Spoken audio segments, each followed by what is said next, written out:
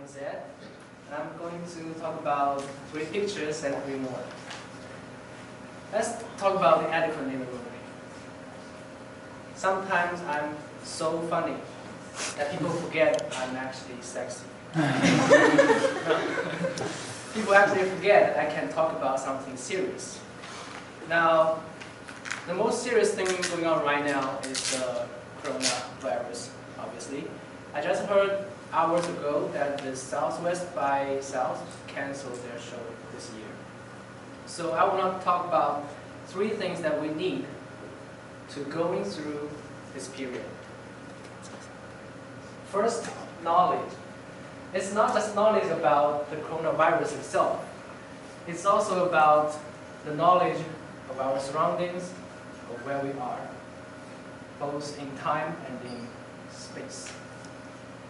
So the first picture is a young man reading a book in a module hospital in Wuhan, China. This picture went viral in China because you can see the calmness of this young man reading a book in a hospital when he was quarantined. It's just graceful to look at. The other picture I'm going to show is this book. That's what he was reading. It's called The Origin of Political Order, from Pre-Human Times to the French Revolution. It's a very deep book about political order and stuff. Some critics would say the political order of China actually somehow caused the local government not to report the disease at the earliest time possible.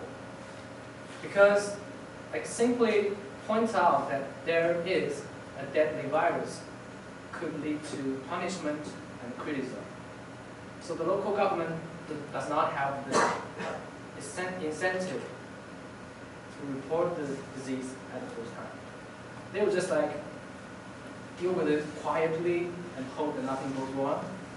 But we all know the rest of the story. They failed, but that's okay because we have courage. That is the second thing we'll need to get through this period. Now the second picture I'm going to show is this man. This is a portrait of Dr. Li, who was considered to be one of the first people, the whistleblower. Here in this portrait, he is wearing a mask, but also screaming. That is courage. He sent to a group chat about the possibility of a deadly virus like SARS in 2003. And he was detained by local police for spreading rumors. After that, he was asked to sign a statement that he will never do it again. Despite that, Dr. Li volunteered to go to the front line of the disease and sadly passed away fighting the disease.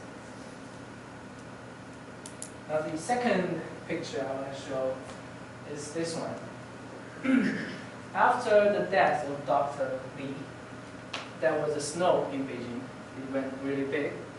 So a resident in Beijing wrote on the snow, "Farewell, Dr. Li," and just laid in the snow to make an exclamation point.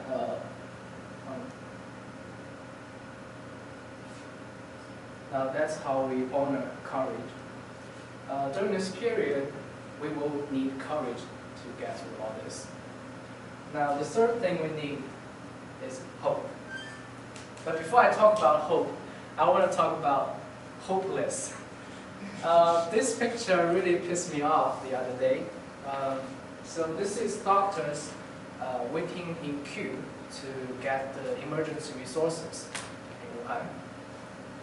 And this may carry a box that is a driver of a maniac.